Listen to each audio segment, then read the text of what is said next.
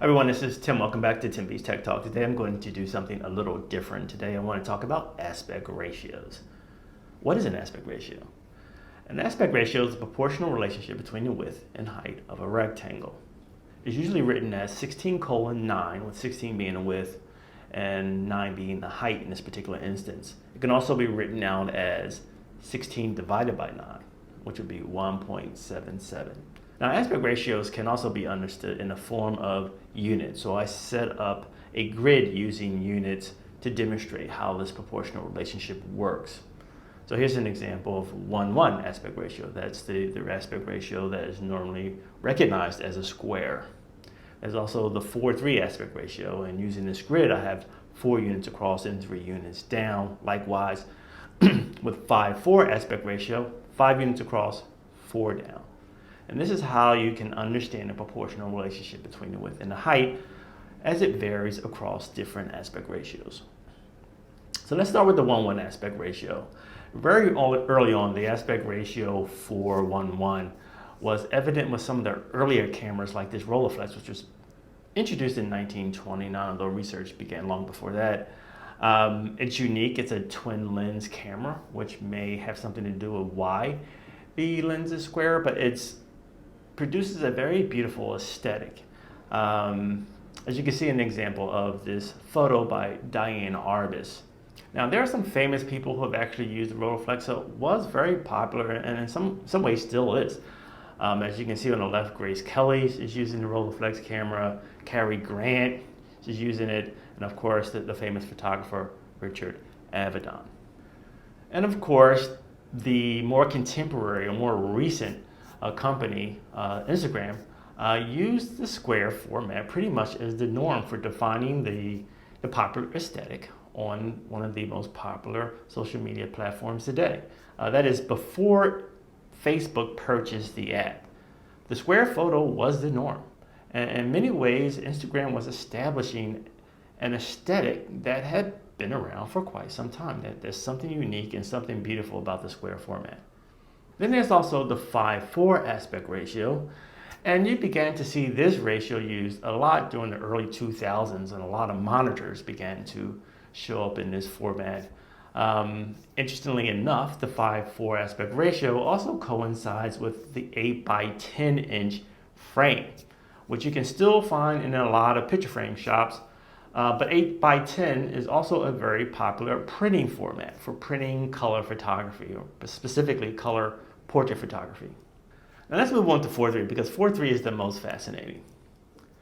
It begins very early on with the kinetoscope and 35mm film that was used with it. The kinetoscope was basically a machine that you peeped into. So you looked at film through a peephole. And one of the earlier films is this film that I have here called The Kiss. That was produced early in 1895. Now what's interesting about this early antecedent version of the 4:3, or one of the first examples of how 4:3 was being used, is that it carried over into popular film and television. So, not surprisingly, televisions were also designed in a 4:3 aspect ratio. So you can see the continuity there throughout the centuries. Display monitors also began to be very prominent in the 4:3 aspect ratio, and they even began to evolve over time as the resolution increased. Starting out at a 640 by 480 aspect ratio to 800 by 600, then going up to 1024 by 768. And you can see the proportional relationship is still the same, it's just that the resolution is increasing over time. Now, this is what really fascinates me, is that the iPad, when it was first introduced and continues to be throughout the years, was designed to be in a 4:3 aspect ratio. And you can see the proportional relationship as you go from the 9.7" to 10.2" all the way up to the 12.9" today. Choosing a 4:3 aspect ratio is interesting, or 3:4, however you want to look at it, if it's twisted vertically or horizontally, was determined, at least by Apple anyway, as being a multi-purpose aspect ratio. That is, you can use 4:3 for anything, not just for viewing films, but also for working on documents or listening to music and so forth. So Apple found this format to be ubiquitous. And of course, the iPhone camera sensor was also designed to be a 4:3 aspect ratio. So the standard for photography, even today with iPhones, is to use a 4:3 aspect ratio when taking photos. So we have the continuity of 4:3 being shown with the kinetoscope and all the way through film, then used as a productivity device, as well as 4:3 for photography, which is really interesting because this differs from film photography, which I'll talk about in a moment. Of course, 4:3 was used in analog mode. That is before digital became pretty much the norm. 4:3 aspect ratio was also used for projectors. I've had plenty of jobs, 20 years ago where this was normal. You hooked up a projector and you would project a 4:3 aspect ratio image onto a 4:3 aspect ratio screen. And it was connected not with an HDMI cable, but with a VGA cable. So that's analog. Now let's talk about the 3:2 aspect ratio, because this is very interesting. This is where we actually get into film photography. So the camera sensor for film cameras was 3:2, not 4:3. And 3:2 is actually very interesting to me because in my opinion, it produces a very beautiful kind of aesthetic. It's a different kind of aspect ratio than 4:3s. So let's take a look. So here's the sensor on the left, just for you to reference, but on the right is actually a photo I took in 2006. Now, the reason why I chose this photo is because it was a year before the original iPhone was released. So when I went to Rome at this time, I took my Minolta film camera with me, and this is the photo that I took here. And as you can see, it's more rectangular in format. It can encompass a little bit more as far as your peripheral vision goes. You can get more from the sides of the photo than you would from using, say, 4:3, which is a little bit more square. And I'll show you a comparison in a moment. 3:2 aspect ratio is unique because there are a lot of other practices where this kind of format was used. I mean, even if you go back as far as the Renaissance or the Baroque, there are a lot of painters who used this aspect ratio to define their painting compositions. For example, here's a painting. This is in the 19th century, I'm sorry. 18th century. This is 1787, I believe. This is a painting by Jacques-Louis David, called The Death of Socrates. As you can see, is in proportion to the 3:2 aspect ratio. This is also a painting. This is from the 17th century. A landscape painter named Claude Lorraine, who was French. And here's another painting by an Italian Renaissance painter from Venice, who likewise used this 3:2 aspect ratio. And it's interesting, Paolo Veronese, by the way, is the name of the artist. And it's interesting that, painters gravitated toward this kind of composition because pictorially it looks, and I would argue, a lot more interesting. Okay, so here is actually a comparison between the film camera. So this is the photo, again, I took with my Minolta film camera. And here's a photo that I took many years later. I think this was around 2012, that I took on a trip to Chattanooga with my iPhone. And as you can see here, the 3:2 aspect ratio is a little wider. And so when you are viewing things in kind of a landscape mode, this seems to have more of a beautiful aesthetic, at least in my opinion, than the iPhone version or the 4:3 aspect ratio, which is the primary ratio for shooting pictures. I don't know. Tell me what you think. I would love to know what you think about the two comparisons in the comments below. So let's move on to 16:9. So 16:9 is 16 units across, 9 units down. It's a different kind of aspect ratio, something that we commonly understand to be used as a widescreen monitor, right? So what's really interesting though is to compare this to 4:3, going from analog to digital, to see how things have changed. As I mentioned before, we used a VGA cable before to connect the projector to your computer, whereas in 16:9 everything was HD, and so everything was transmitted through not a VGA cable but an HDMI cable. And of course, this is how you would attach your Roku or your Apple TV.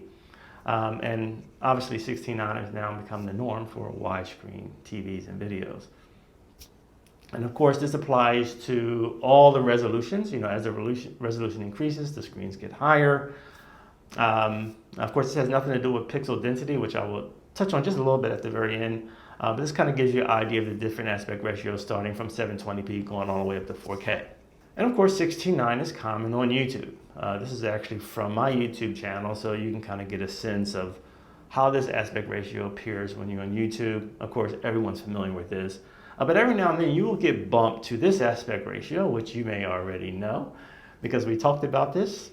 4:3 was used as the popular format for film and TV. So if you come across a video, say that it was produced in the 1960s, like this jazz documentary, it will bump you to a 4:3 aspect ratio. And here's another interesting example I wanted to show you. So this is the iPhone, starting from the iPhone 5, going all the way up to the iPhone 8 Plus. Uses a 16:9 aspect ratio as far as the screen is concerned. And of course that's pretty obvious because Apple is anticipating that video is going to be pretty much the norm on their devices. Let's move over to social media. So social media has adopted the 16:9, or more specifically the 9:16 aspect ratio, because it's easier for people to, I guess, use their phones in vertical mode. They're not always aesthetically pleasing, but it's convenient, and it's become a way that everyone uses their phone, whether it's TikTok, Snapchat, or even IGTV or Instagram stories, which seems to be more popular since IGTV never really took off for Instagram. Of course, we all have HD monitors, pretty normal thing. I think every household probably has this by now. But here's the interesting thing. Let's consider some eye sizes. So there are some people who are really into games, and people who are serious gamers really believe that the 21:9 aspect ratio, or 2560 by 1080 aspect ratio, is more ideal for watching games because it has a more immersive kind of experience. So this is a little more of an exception rather than a norm. And then there's the 19:9 aspect ratio, and this is the size of the iPhone 11 Pro. Very different than some of the other devices that Apple has produced. And then there also is the 10:7 aspect ratio, which is the iPad 11-inch. And this is something to really keep in mind, okay? Because this is very different than the 4:3 aspect ratio, which has been the norm for most iPads that have been introduced up until this date. So if you're going to buy an iPad like this, you want to bear in mind that your apps are going to look differently on this iPad. They're not going to have the same proportional relationship. So unless the developer took the initiative to issue updates that are appropriate for this particular iPad, you may have a different kind of viewing experience. Okay, I just threw this in because honestly, I find this to be fascinating. This is the golden ratio, the 1:618 aspect ratio. It's called the golden ratio, golden section, or golden rule because of the uniqueness of the proportional relationship. So the square relationship to the rectangle, or A to B, is replicated in the subsequent rectangle. So if you reproduce the rectangle that's derived from the large rectangle, you'll see that the AB relationship, the proportional relationship, is reproduced.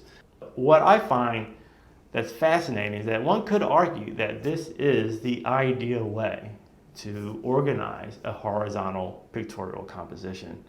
I'll let you be the judge of that. Nonetheless, I think it's a very interesting thing to know. Okay, so let's talk about adjusting aspect ratios. This is actually kind of cool if you want to do this yourself. So let's just say we have a rectangle. This is a 16:9 aspect ratio, and you want to adjust the resolution. Right now, I have this at 630 by 1120. The way I would do it mathematically is I would divide the width by the height. So divide 630 by 1120. And then whatever your answer is, you would then multiply that by the size that you want to increase it to, in this case 1280. And by doing so, you would then get the corresponding proportional relationship, which would be 720 by 1280. So that's one way to think about it. Here's another way to think about adjusting aspect ratios. Let's just say you were hired to paint a mural, and the client wanted to see, say, maybe a small color mock-up of what it was going to look like. Maybe you were going to do it on a piece of canvas or something. So I created a little thumbnail at the bottom that would be the canvas. And I would set up that canvas in proportional relationship to the size of the walls that it was going to be painted on. And the way you would do that is you would take a line from one corner to the other, and then just extend that line to the expanded size you want it to be, so that when you enlarge it, it will have the same proportional relationship. Does that make sense?